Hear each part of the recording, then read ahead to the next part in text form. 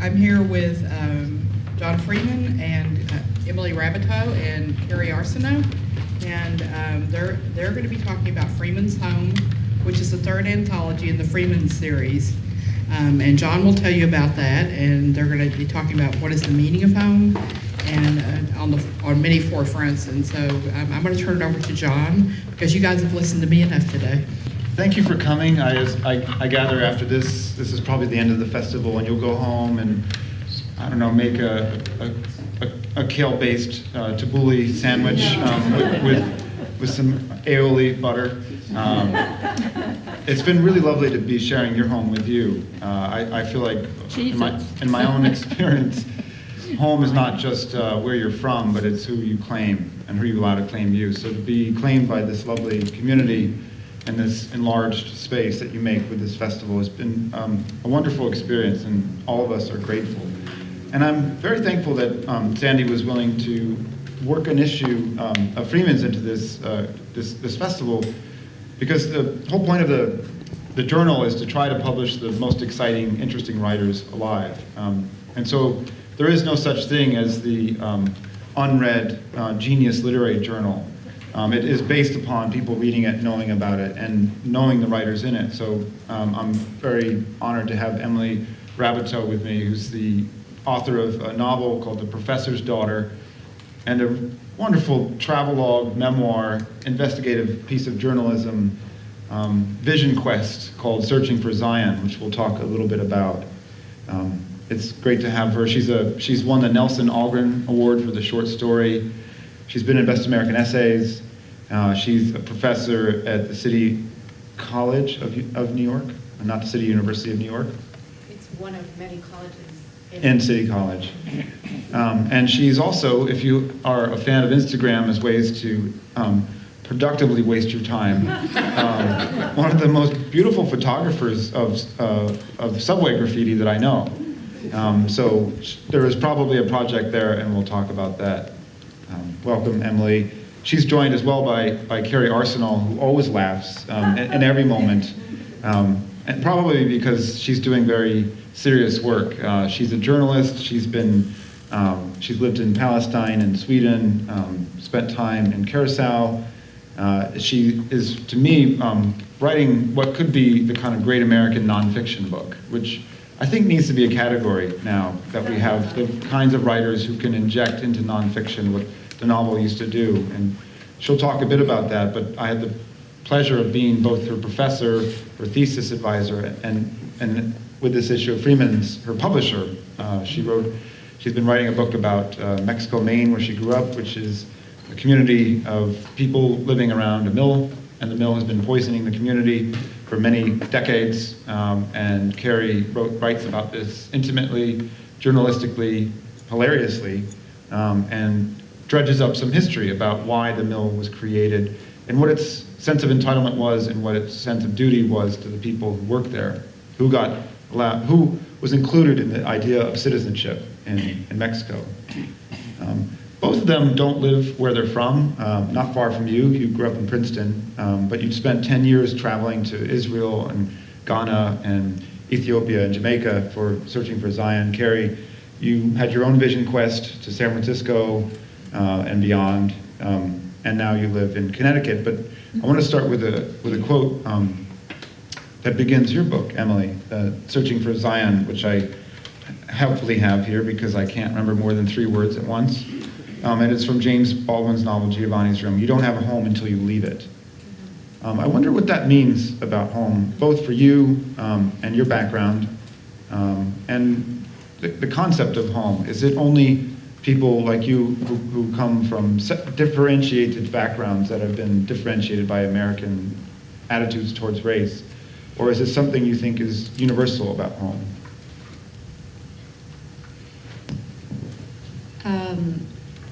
John read you the first half of the Baldwin quote that I used as the epigraph to my book, and it begins that way. You don't have a home until you leave it, and then when you have left it, you can never go back. Which is the idea that we hear also in Thomas Wolfe, you can't go home again. which makes us think about nostalgia, what home means in the memory after we've gone, and it's changed, and the home that we carry in our memory is not what it was when we go back to the geographical place where it was.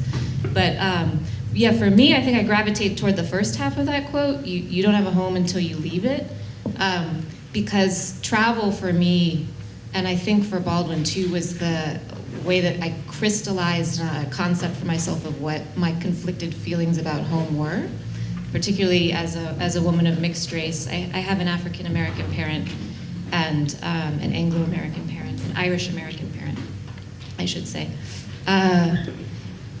And so for me, I had a sense growing up, because I was constantly asked as a racially ambiguous human being, what are you?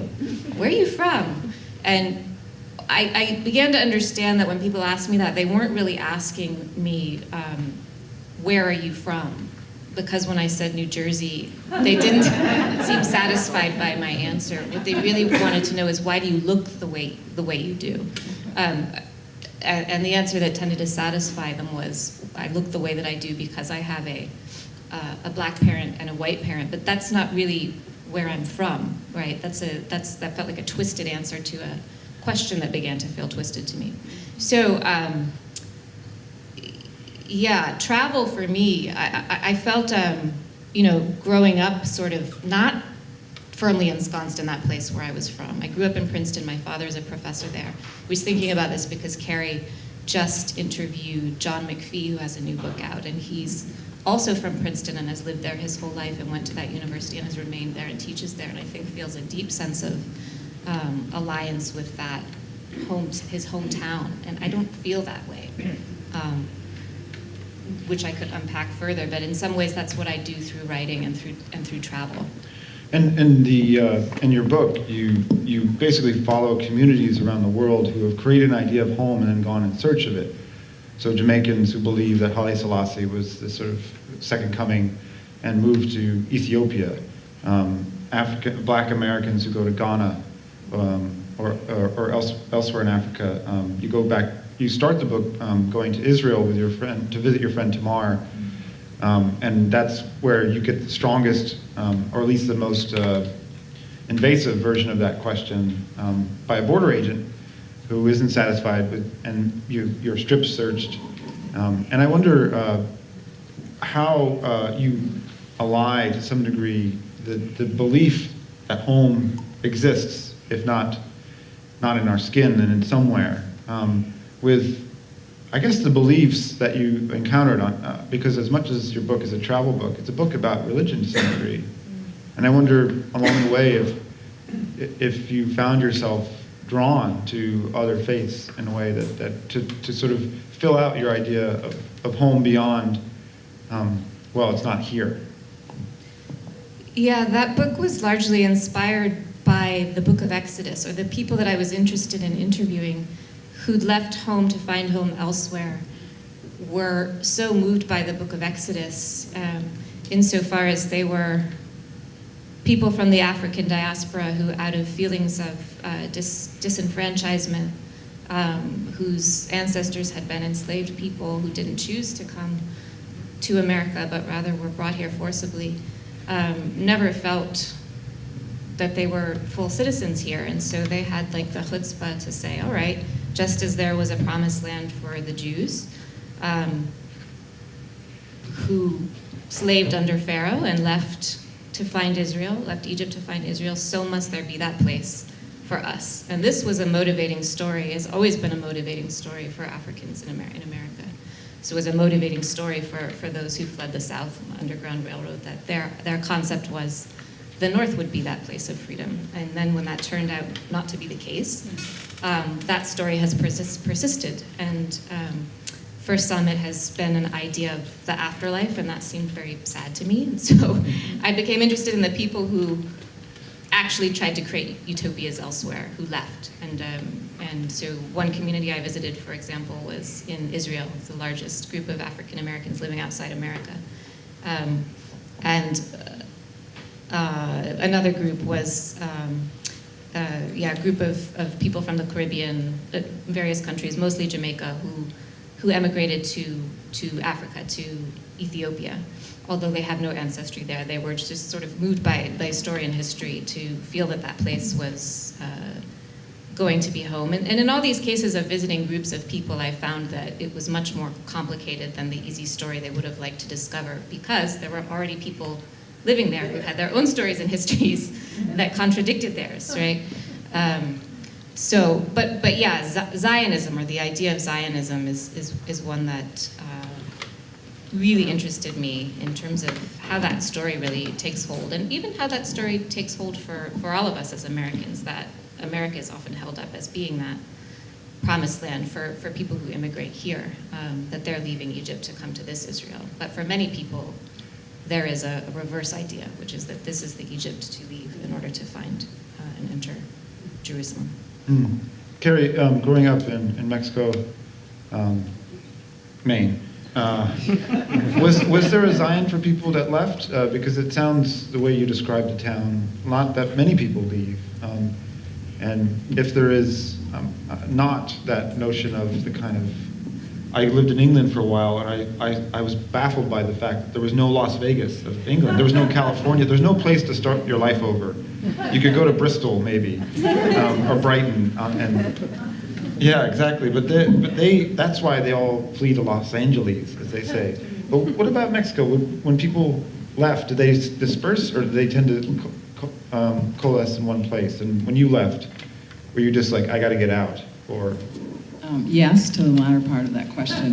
But I think, I tell a lot of people this, is that people actually don't leave because they, first of all, because they can't, for a lot of reasons, for a lot of economic reasons, as a lot of you live in New England, I presume. They can't leave, they can't sell their house because they can't make any money and all that.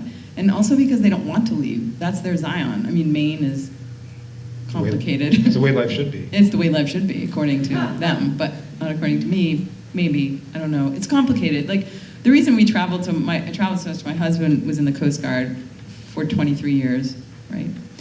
And we moved around a lot, and every time we moved to a new place, which was every 2 or 3 years, I'd meet a lot of new people, and they'd say, where are you from? And I would say, Maine. And they'd say, oh, I love Maine, it's so beautiful. And I'd say, well, not that Maine. I'm from the other Maine. And they're like, what do you mean? And then I would start telling them about the paper mill and how much it smelled and poison. And then they would get this awful look on their face. And then I would feel like I have to defend it. And it was this very complex set of gesticulations I would do every time I talked about Maine, until we moved to Curacao. And then we had this beautiful house on the Caribbean Ocean. We overlooked the sea at 270 degrees. And one day I looked over on the horizon and I saw these big smokestacks. There's a big oil refinery there that's run by Venezuelans, and it's like polluting everybody downriver or downwind from this factory. And I thought, oh wait, that's what's happening. For me, my Zion was move upriver, right, instead of downriver. And I think a lot of us do that, like metaphorically or literally. We move upriver and away from the stink and the poison, right? And if we do that, it's good for us, but is it good for everybody else living downriver? I mean, when do people start taking responsibility to just say, we should all just stop the madness instead of moving away from the toxins that are killing us? Emily's, her second book, the one we've been speaking about, sort of reclaims bits of history by working in a broad geographic realm. And history it threads through geography in ways that are not apparent if you only look at the eventual rival point for, in some cases, stolen people.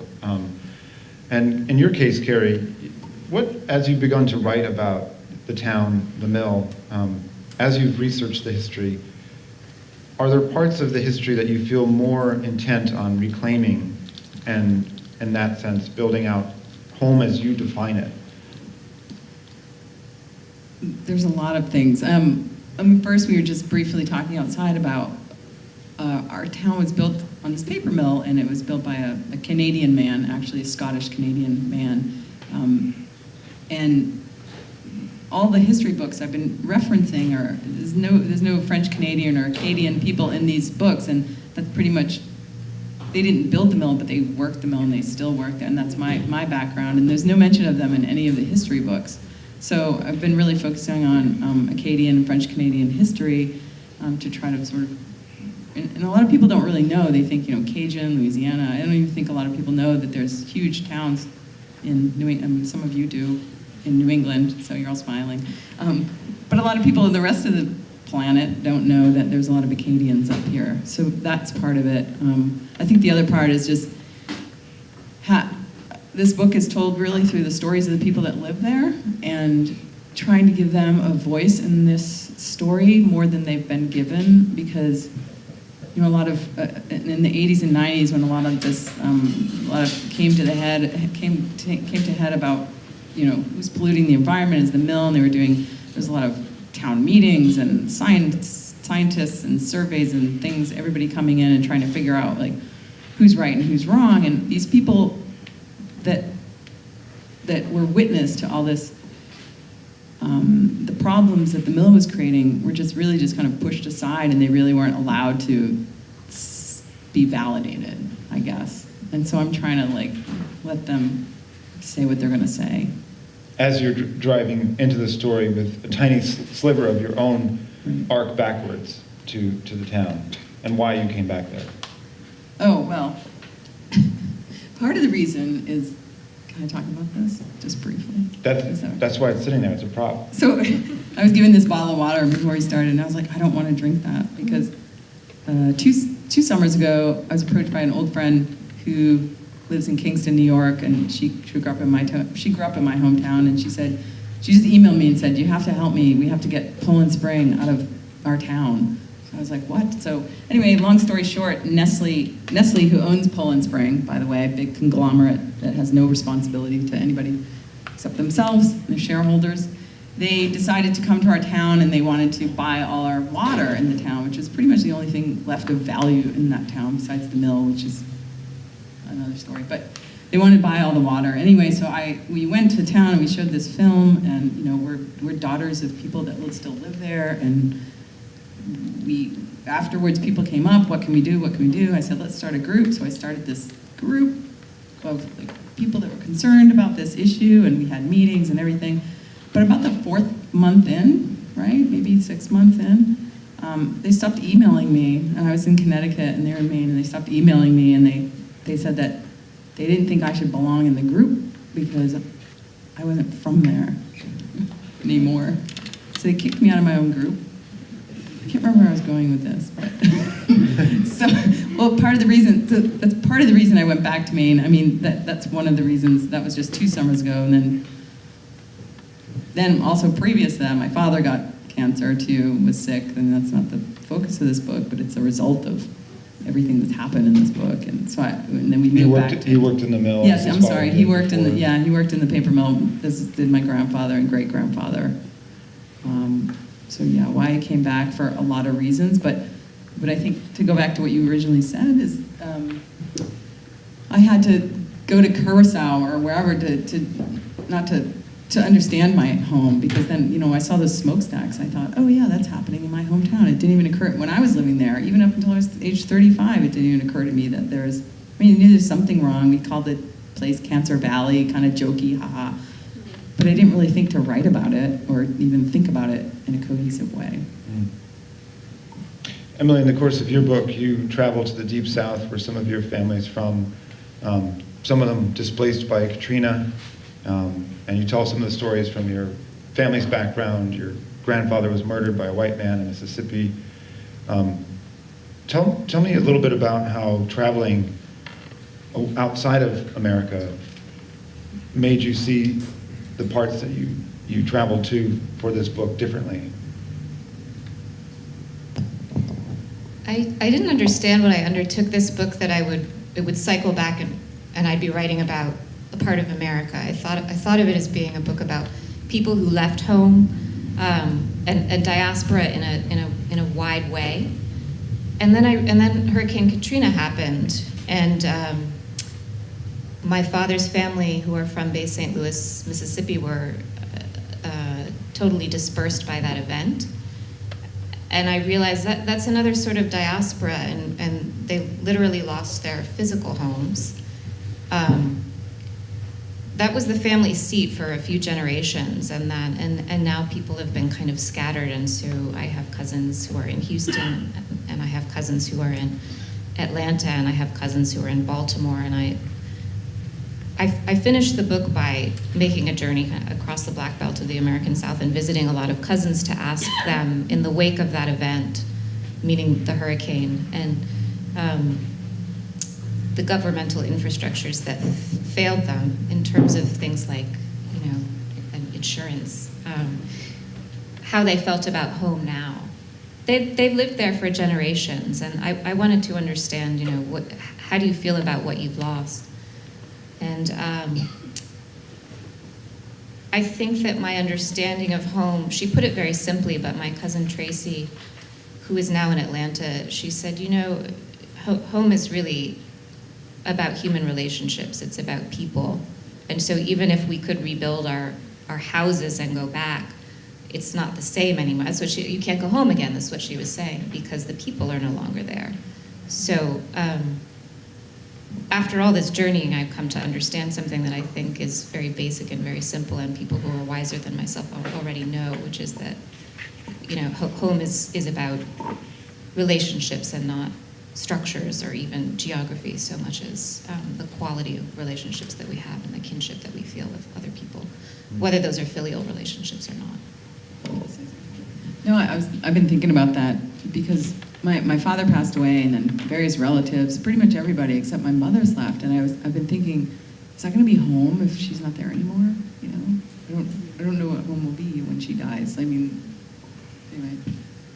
Do you have affinity for the landscape? Like, you write very beautifully. She has a very beautiful essay in Freeman's, which is the launch pad for the book that I hope you will all buy when it comes out. I can't wait to read it. But actually the detail about the physical landscape, the streets, the stores, and I imagine that some of those things have changed as well. It's so lovingly detailed. I mean, there's a real feeling of love that comes through your writing about that place.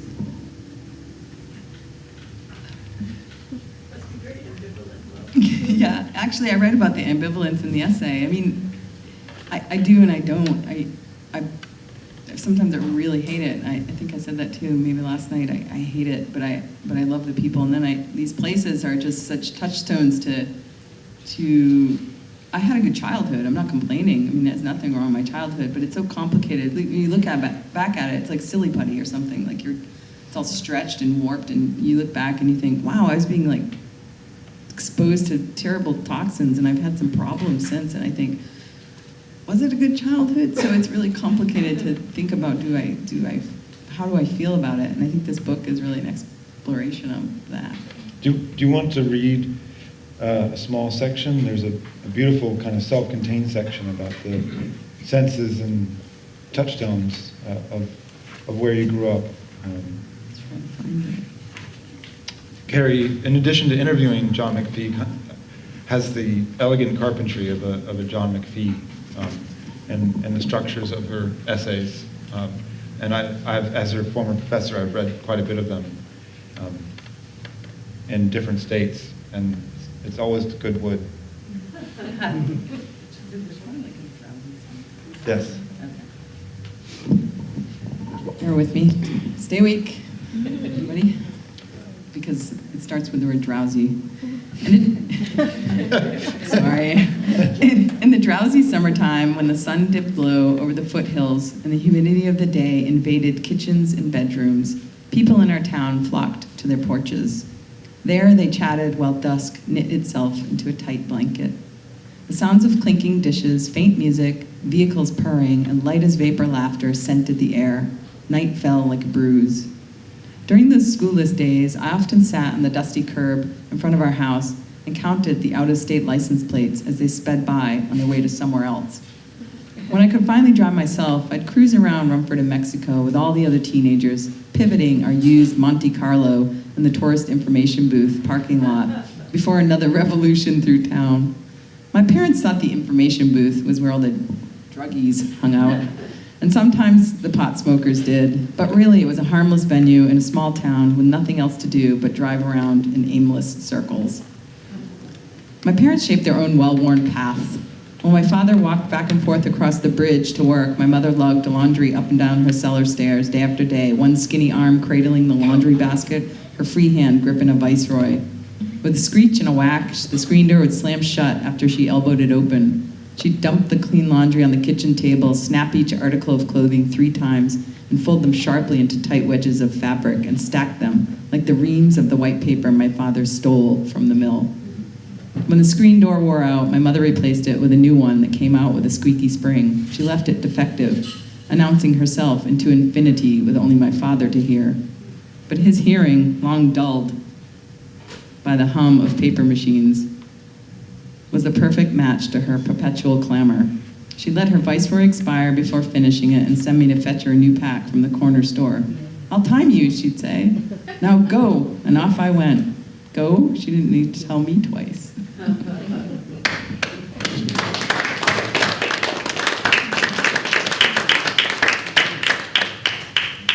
Emily, you have a family of your own now in New York. You moved into your own place together. You have a child, and now you're doing what I think many married couples who are writers perhaps want to do, which is you've written an essay about your mother-in-law. And I wonder, as a mother who's grappled through memoir with, to some degree, less so than your father, the legacy of being the daughter of a mother, how do you try to blunt, to some degree, the sharp instruments you've developed over the years to see someone like that in their totality without complaining or harming them? Yeah, we're being filmed, so I feel like I have to be delicate about talking about my mother-in-law out of respect for her. But yeah, when you marry into a family, you gain a new family. At a certain point, my husband has, as most of us do, a strain of mental illness in his family. And I remember one night before he proposed to me, but deep into our dating life, maybe the first night that I stayed at his mother's house. He has an adult sister who still lives at home, and there'd been some, like a dark and violent episode that I was party to, which I've written about in the essay that is in this issue of Home. The man who is now my husband turned to me and said, "Are you sure you want to be part of this crazy family?" And I told him, "Yes, I'll get at least 2 good books out of it." My mother-in-law comes from Uganda, and she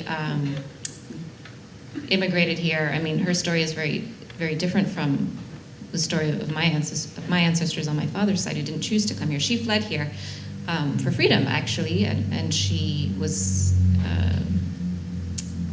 fleeing the regime of Idi Amin. He was president from 71 to 79.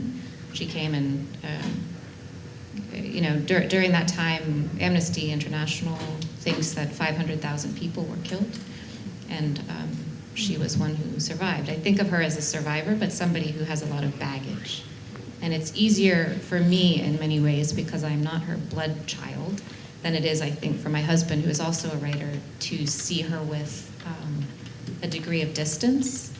She's my mother, but I wasn't raised under that crazy roof. I was raised under another crazy roof. And so the essay that I wrote about her, I meant to be a love letter, which explores a little bit of her insanity. Who wouldn't be insane coming from that? But also her bravery in coming here. And she purchased a home. She worked a number of blue-collar jobs, and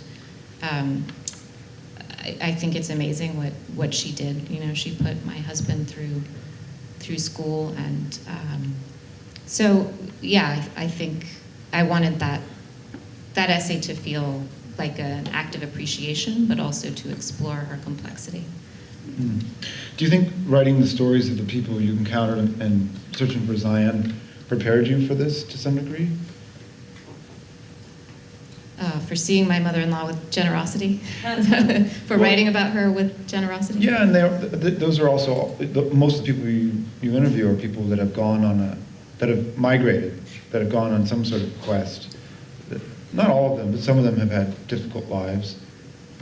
And, you know, they're facing questions of paternity and maternity to some degree. Where do their children come from? And your husband's has written about Uganda in nonfiction. Her husband's also a brilliant writer, Victor Laval. Go and read him, he's great. I published him at Granta, and a hilarious but very moving piece about, well, that's a sidebar. But did all these, the people that you interviewed, they were facing questions, the reverse of which you were facing as a daughter-in-law. So I can't help but think that to some degree that experience prepped you. Yeah, and I'd be interested to hear Kerri talking about this too, in terms of representing people in your work who are real people. I'm just thinking about the problem of what you owe to somebody who you're interviewing when you're representing them, perhaps as they would not choose to represent themselves. I interviewed a lot of people, and I wrote about my mother-in-law in ways that I felt it was important to be honest, but also I felt like I can't be critical. I can't be unloving in this portrayal. I have to write from a place of love because they've opened themselves up to me, and it's just a choice that I've made as a writer to try to be kind. I always find Marilyn Robinson teaches a class, or used to at University of Iowa, and a lot of her former students said that most of her advice was simultaneously living advice. You know, and I think loving the world to some degree and loving the people you write about is to some degree essential. And I wonder, Kerri, how you I do want to talk about how you balance that when you have to write about people who've maybe made bad decisions, or what do you perceive to be bad decisions? I think good people do bad things and bad people do good things, and I look at every person I'm talking to. Like there's a town doctor that I wrote about. He's passed away now, but he was seen kind of as this hero, but then I thought, you can't write about a dead hero, that's super boring. And then he has to have another side to him that's imperfect, right? So I found those imperfections, but it made him more human, I think, and even to his widow, who I've spoken with for the past 7 years about this, you know, at first she was freaked out by it. You know, don't say he did this stuff, but you have to include, I think, all sides of a person and just write about them. So nobody in my book's a hero, but nobody's a devil. Even the mill, and the people that work in the mill are people I grew up with, and a lot of them are in the book. And you know, guys my sister dated in high school, and so they're not bad people, and they didn't even make bad decisions. They're just people, and they're in this circumstance and this crazy ride on this fast-moving planet. You know. Well, it's a lot easier if you're Janet Malcolm and you sort of betray your subject to some degree by using the words that he gave to you in interviews, and she can just go back to New York and move on to another subject, whereas you're from that place. And I wonder if the material you get from people you're interviewing is perhaps, might be hard for you to see this, qualitatively different and more intimate, and therefore the betrayal even greater because you're from there. Yes, that's why it's taking me a very long time to write this. It is, and I probably couldn't even have written this 10 years ago or 7 years ago because I was too mad at everybody, blaming them and blaming the town and blaming the mill. But now I see there's a lot of sides to everything, and including, you know, I hold the people that made the paper accountable as much as I do for the mill.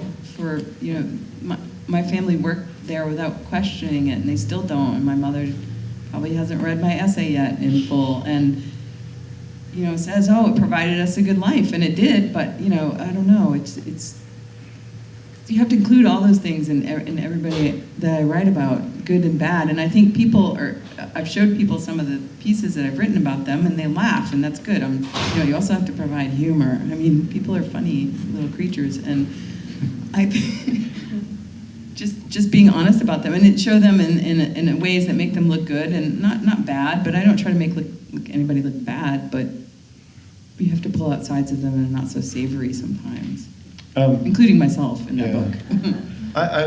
I have a brother who's schizophrenic, and I put together an anthology because he was homeless in New York when I was living in a recently purchased apartment from an inheritance that had, in his case, been put in a trust because he could not be trusted with, money.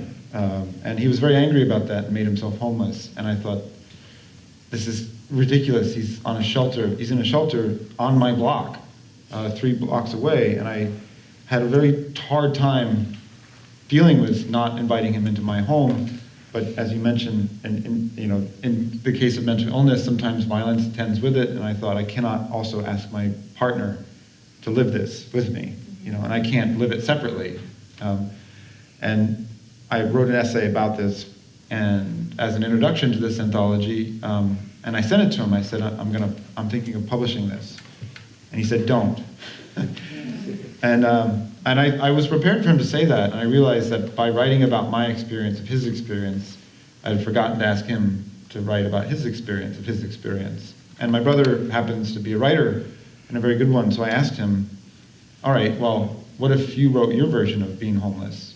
And he did, and it was beautiful. And I wonder, in your case, you have at least one writer in your family.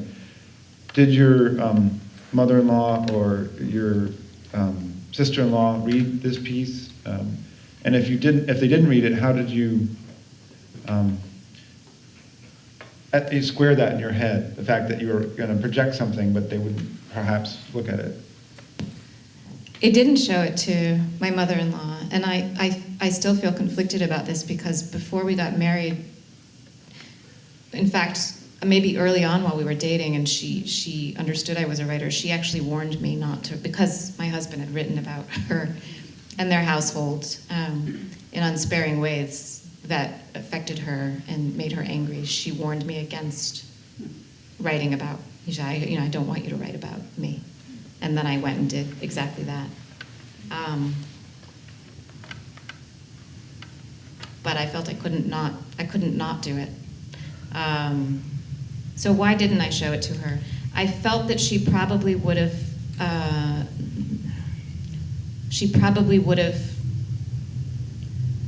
not liked the way that I portrayed her daughter, who was mentally ill.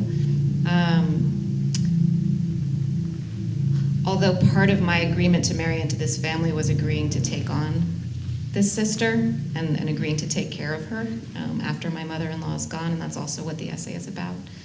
And so I feel like there's a trade involved in choosing to love somebody like that, which is also, not to be commercial about this, it's not a commercial trade, but I wanted to be able to write about her struggle as I saw it, and the ways that it has also become my struggle and something that I've taken on. So yeah, I took some liberties with that. I didn't show it to either of them. And after talking to my husband about that, we felt that was the wiser choice. And I think I, at some point, said to you or somebody involved in publishing this, please don't put it on. I didn't expect that she would see this or that it would cross her path. It's not her type of reading material. So I didn't want it to be floating out there on the internet, and it's not. Kerri. Yeah, I would say the opposite happened with me. It got posted online, this essay, and maybe 1,000 people from my hometown read it, which is, 200 short of everybody that lives there. So they all read it, and I heard from all of them. And they all loved it, and I was shocked, and it really sort of changed. Now I feel a little more comfortable about writing about these people, but not only did they like it, they started telling me all these stories about their stories too, and I thought, oh no, now I have this new responsibility with all these new stories. What am I going to do? I have to write another book.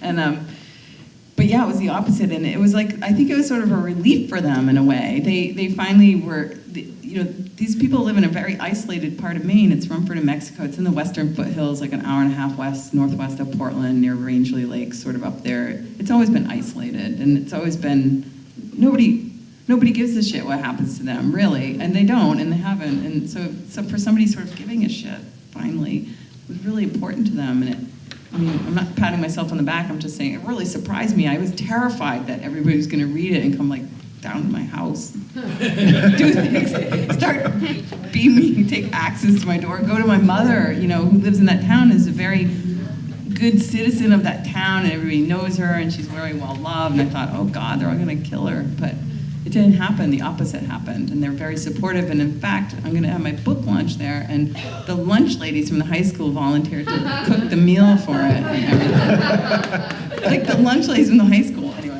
it had the opposite effect. Well, since your piece isn't online, and not everyone may pick up the issue, I wonder if there's a tiny section that, Kerri, you've got the issue next to the stolen water. Stolen spring.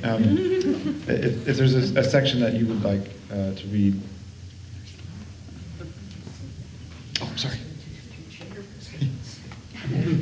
It's much better than the side of my face.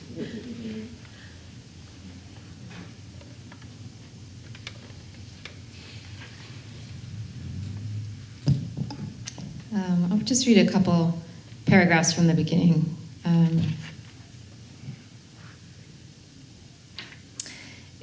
Is there anyone more maligned in popular culture than the mother-in-law? When I married, I became daughter-in-law to a woman from Uganda named Damali Lavau, whom I had previously called auntie by her request and was now supposed to call mom.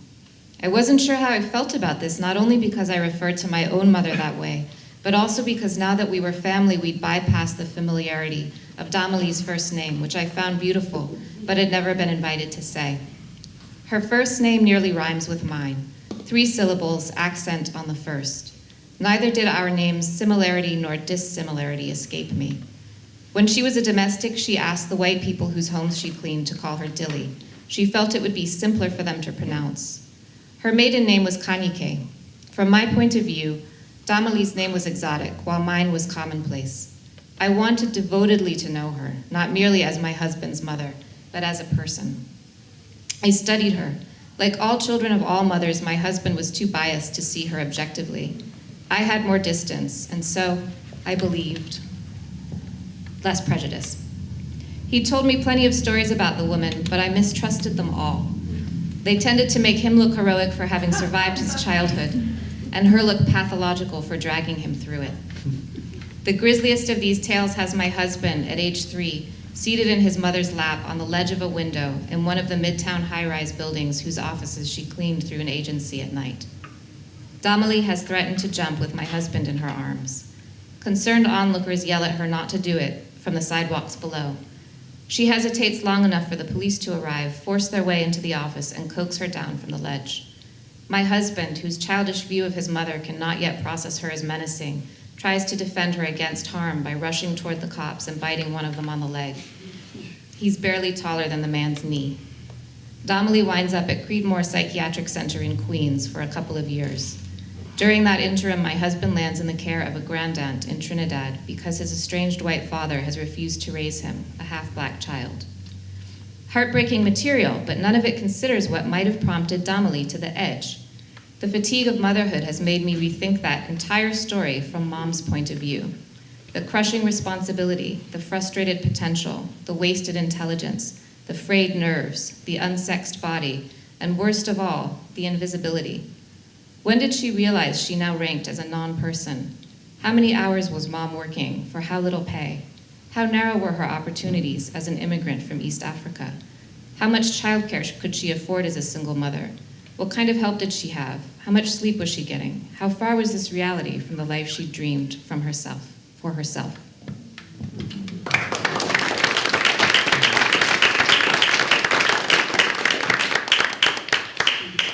In some ways, both of you are making the most out of coming from the outside into a home. In your case, your husband's home and family. Kerri, in your case, the home that has been there for you, but was waiting for you to, in some ways, return to it, to describe it. I wonder, you're nearing the end of your book. You're well into another novel. Yes, we're gonna will it there. Kerri keeps saying, "Do you want to go to this festival in Japan, finish your book. Let's go to Beirut for the winter, finish your book. But you do have your eye outward to some degree on other things, and I wonder if the deep immersion in your husband's family, if only for an essay, and the immersion that you've had for over a decade, or just about writing this book, if you see where it's boomeranging to. I want to write about Turkey, actually. Really? Next. Yeah. I didn't Why? tell you that. No. Well, it's a different kind of immersion, but all the same, it's really about seeing the world through Turkey through kilns, which I'm kind of obsessed with. Yes, my husband's shaking his head no, but it's something I really want to write. No, what?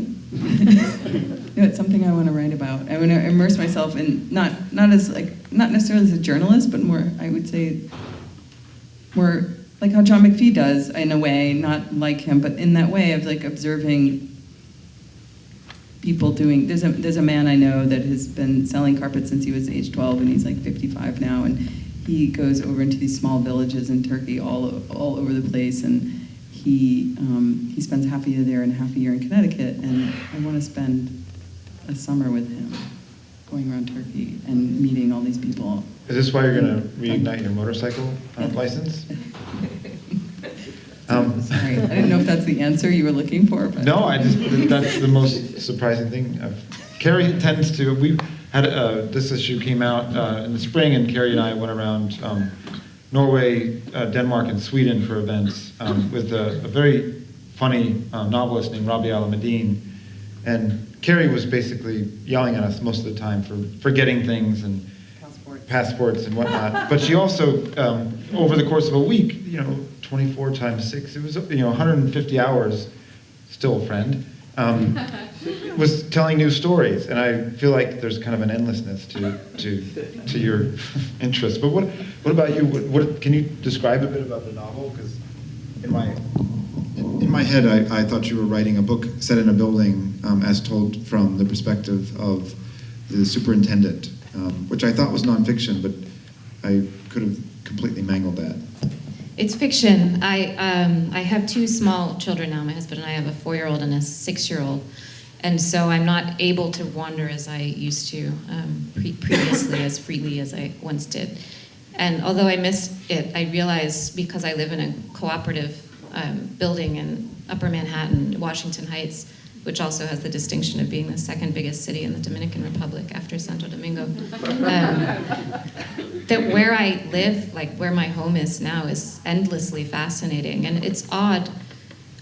Actually, we had an opportunity to, we were invited to teach at Dartmouth. We were given offers and entertained the idea, like, wouldn't it be wonderful to have a pear orchard if we wanted a pear orchard, and like a horse, and chickens and land, and then we realized how much we actually love living in New York City and how much we would miss it. And I saw with new eyes, although in some ways I had felt stuck in our 800 square foot apartment that's not large enough for the 4 of us, how wonderful and how strange it is that we live packed on top of each other, can hear each other's fights through walls, and are called upon to help each other sometimes, and yet are also very distant from our neighbors. And I thought, I want to write about the life of this building, and who knows the life of this building better than our superintendent, who lives in the basement and is privy, because he goes through, he like bags our trash, to all of our problems. And because he maintains the operating systems and goes in to change people's light bulbs and make sure the smoke detectors are working. He knows everything. He's the building's king and its slave. And so I began trailing him. The book is a novel, and it's largely about how we fail to and live up to taking care of each other as neighbors, given social structures that fail to do that on a larger basis. We're almost up to an hour, and I want to leave time for anyone who has questions of Emily or Kerri. But I cannot recommend enough their pieces. Emily, if you don't want to get it here, you can get it at the library. This is a library. I want to thank the librarians for having us and letting us drink inside the library and eat snacks. And Kerri's piece, if you've spent all your book money, is on LitHub. You can just search her name, Kerri Arsenault, and you'll find it. Along with, it's called Cancer Valley, and you'll find all the comments of her neighbors from home. But these pieces are so warm and loving in different ways. They tell you different ways to love home by being from it. And I want to thank them for having written them and to have the chance to publish them. Join me in congratulating them on these pieces, and let's ask some questions.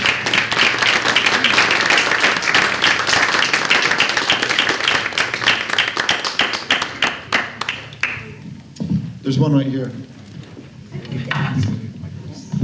I'd like to ask Kerri and Emily to talk to each other, and I'm wondering if they each have one thing to say to each other and one question to ask. And I'd be curious to know what those things are. You go first. I love your outfit. Emily and I share a love for clothing. We discussed previously, so we didn't quite coordinate, but we happen to be in the same genre of color. I guess I don't think I've said this to you before, but I mean, I kind of hinted at this, but I just admire your sentences so much. I find them like unusual. Your imagery to be unusual. It makes me see ordinary things like a softball mitt in a new way. That's what I want to say. And I guess what I want to ask is, what are you finding most challenging about finishing this book? Like writer to writer. I have my own challenges and struggles with finishing mine. It's funny, because I was going to ask you how I could finish my book. No, really, I was. I'm not kidding.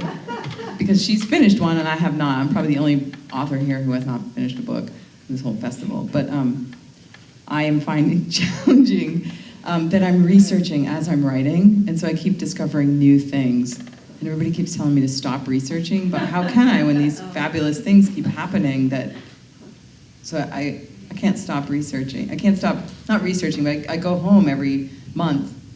I go and I spend 2 days in a classroom with my old high school friend, or I go to the bar with a bunch of people I know, and new stuff comes out and I keep writing, and anyway, but how do I stop? So that was what I was going to ask you. So I'm answering your question with a question. How do I finish? How do you finish a book? Yeah. No, really, I mean it. Do you have a deadline? I do, on my birthday next summer. That's how you finish your book. But my editor said, it takes what it takes. And I'm like, to me, that's very dangerous. Yeah, my last book was 9 months overdue because I got pregnant. That's not going to happen. But I say that just because I still had this deadline which got pushed back, but I still she sold her book. She has you're not going to not finish it because you actually have a deadline, and even if it's somewhat flexible. I am good with deadlines. I think it doesn't. It doesn't. What matters is that it's good. That's what matters. You're never going to think it's good enough. Is that true? Yes. Right. You can only be perfect in numbers. Even more scary. I'm really looking forward to this issue, this home issue. And I wanted to ask, home and migration is a lot on my mind because, the place where I was born, the place where my parents live, has just been annihilated by the hurricane. And I know probably there will be an out-migration of about maybe 1 million Puerto Ricans into the mainland here. And I think for many of them, most of them, that departure wouldn't be possible without the fantasy of a return, the thought of a homecoming. And I was just wondering if there's a slice of that in some of the stuff that you've been writing or reading, or in the issue at large about, that return that for the most part is not going to happen. Just talk around those ideas. I'll just briefly say they're in something I'm working on. So the French Canadians or the Acadians got booted from Prince Edward Island and thereabouts in 1755. They were scattered. They had their own diaspora. But then a later generation of people they moved to Maine, and these French Canadians and Canadians always moved to Maine to get work at this paper mill, or paper mills along the East Coast, with the thought they were always going to move back. And I write about that a little bit. They had this idea, they didn't care what they had to put up with, sort of, because they were like, we're going to go home, but they never made it back. So, I don't know. I'm in the middle of writing about that. I wish there were a Cuban on the panel, because I feel like they could answer your question much more elaborately about the fantasy of return after exile.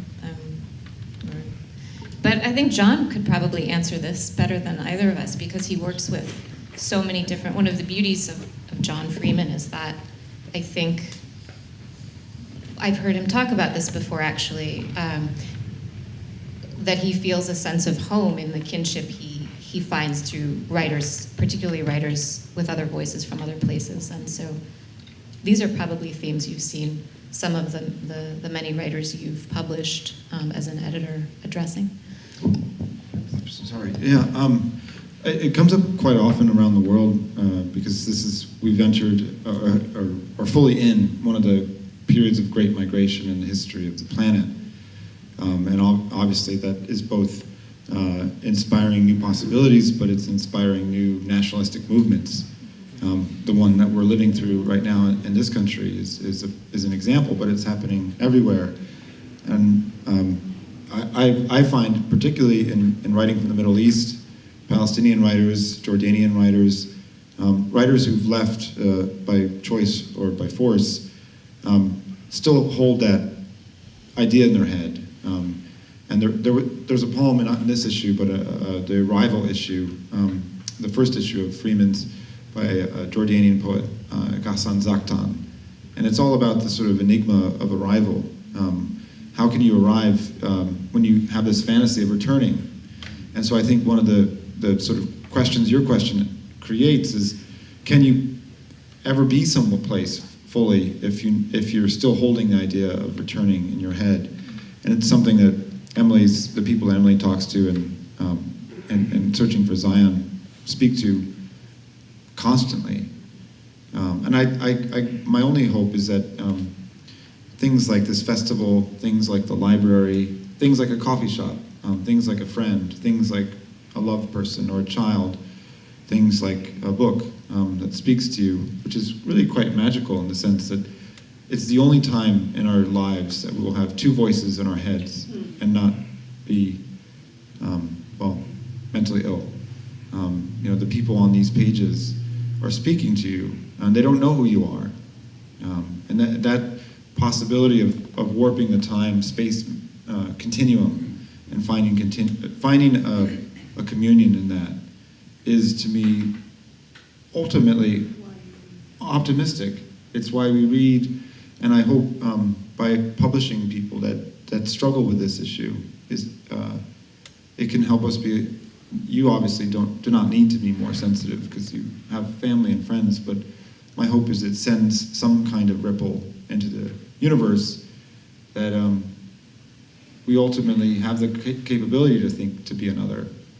And that's what civic states are based upon, and that's what reading's based upon, and that's what I think kindness is based upon. So in this issue, every single one of the people, whether it's Herta Muller describing fleeing Romania and being considered a spy for the Romanians when she was interrogated under Ceausescu as a spy for the Germans, or Rabi Alameddine, who grew up in Lebanon after being born in Kuwait, driving past a Palestinian refugee camp every day, suddenly at age 57, going and volunteering in Syrian refugee camps in Lebanon and Greece, finding a spooky sense of return. I think we are all hoping, I think, to return to our best selves when we read. And that doesn't quite answer your question, but I do think it's something that is not just particular to writers who have known rupture.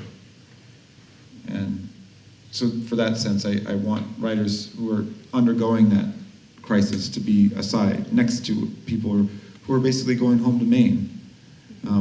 I've never been so inspired as when I saw Kerri on a stage in Berlin with a Chinese writer, a Palestinian writer, and a writer from Somalia, all women.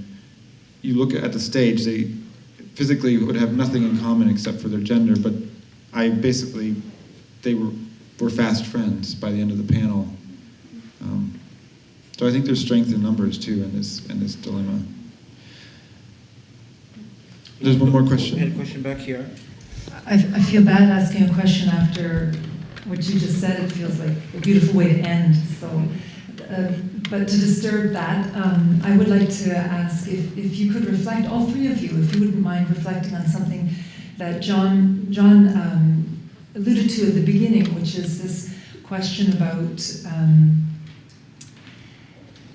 fiction, nonfiction, creativity, the boundaries maybe between genres. I'm very interested in the way in which all of you have been speaking, and even the voices, as I was glancing at your pieces, the voices that you use to move in this kind of liminal place between genres, perhaps. And I'm wondering if you could reflect on that. There's so much creativity in your voices, and yet you're dealing with things that are very immediate and real, and so maybe could you reflect on that, please? I'll go first. Because I've written a novel and then this last book, a work of creative nonfiction, that transition initially was difficult for me. I was trained to write fiction, but I became really fascinated by this group of Black Americans living in Israel, and convinced an editor of a different journal called Transition to allow me to write about them extensively. And I didn't know how to go about it because I'd not been trained as a journalist, as Kerri has a background in journalism, and I didn't. And he gave me a great deal of liberty by saying, you know, all you have to do is arrive with your fascination and have done as much research as you can about this group, and some interesting questions, and the most interesting questions will arise. You don't know what they are yet until you engage, and just be awake when you go, and then gather a lot of information, and then write it in scenes, the same way that you would as if you were writing a novel. And once he gave me that advice, I felt very liberated to think, I obviously can't make anything up. I can't put any words in anybody's mouth that they didn't say, but I do have freedom in the same way I have as a novelist to craft this so that it reads novelistically. That is, I can compress time, I can take out all of the boring things that were said, I can amplify the funny things that were said by giving them pride of place at the end of a paragraph. I can be a craftsman in the way that I approach reality. I agree with all of that. And I just want to say, no, it's true. I've done all of the same thing, but with going to a place that's very intimate and personal, it's really helped to have a journalism background so that I can keep a distance, I guess, for me. And I have to do that sometimes because you get caught up in the personal things when you're there, especially when I'm writing about my own family, even. So I try to remain journalistic distance from it, I think.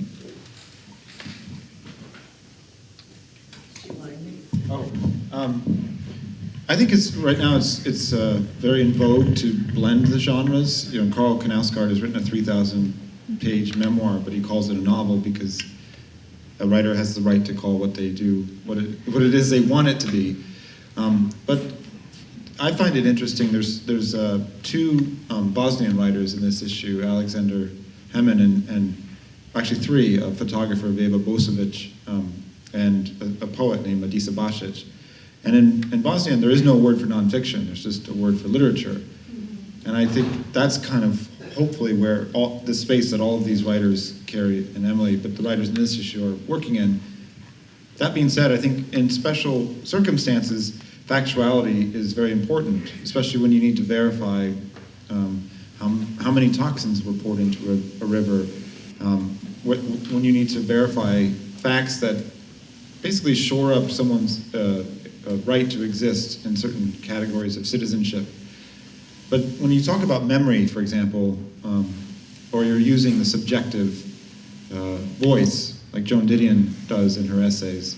I think in that case, it's a little bit better, or not better, it's certainly more appropriate to shade, because as we know cognitively, our memories change as our ideas of ourselves change. So if I suddenly left here and felt terrible about how I did as a moderator, I could rewrite the narrative of John in my head, and I could suddenly have a whole new set of memories that would basically bolster that. And so I think when writers write about memory or writing from memory, I think it is important to use fictional elements. There's one final question over here. I was just going to come back to the point made by the lady who asked about Puerto Rico and ask about that older definition of home that we haven't heard here, which is home is where when you go there they have to take you in. Robert Frost said that. Well, in my case, they didn't. They kicked me out of my own group that I started. And Poland's and Nestle has purchased the town water, so well, what good it did.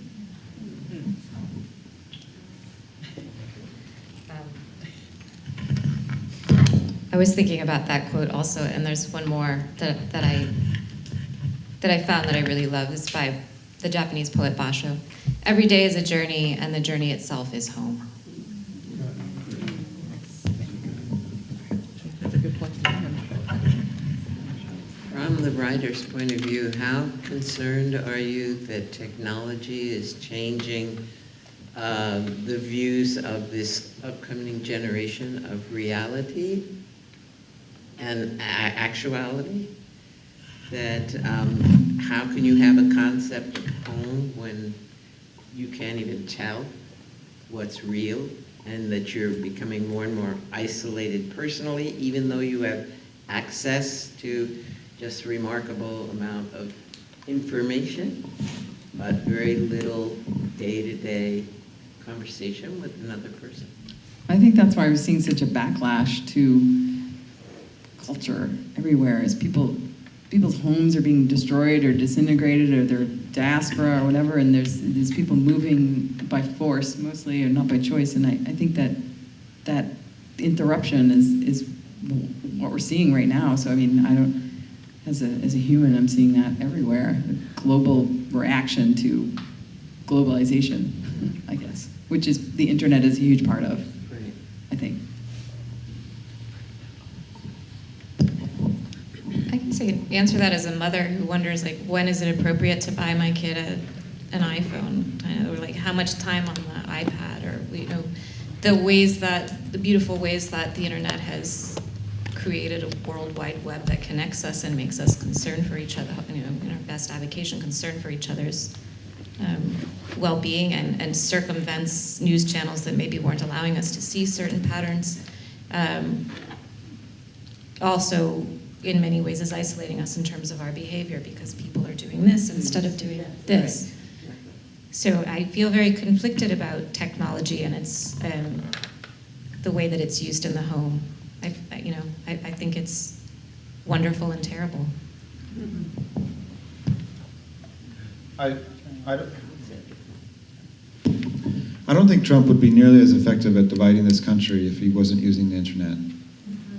Because the internet is based, studies have shown constantly that how we behave over computer-mediated communication is far more aggressive and rude than it is face-to-face. And so one of my philosophies with this journal was to publish it in print and to have events and to travel for it, because I think people are hungry to be in a room together, and I think our best selves come together to some degree when we do that.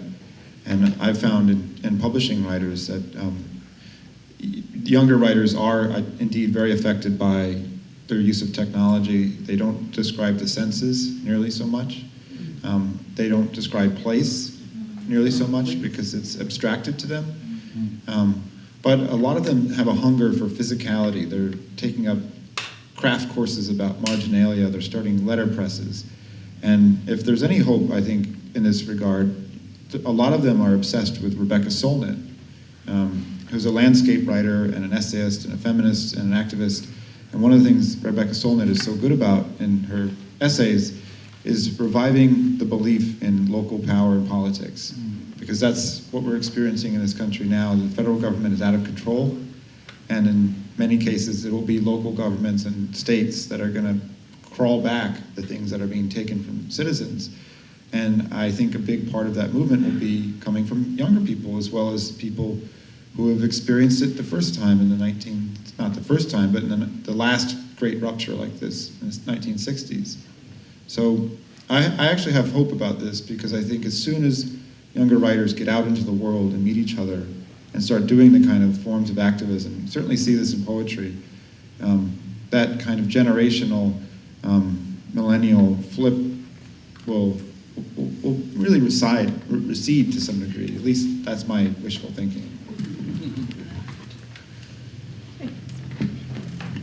Wishful thinking, that's the theme. To the next festival. Thank you for coming.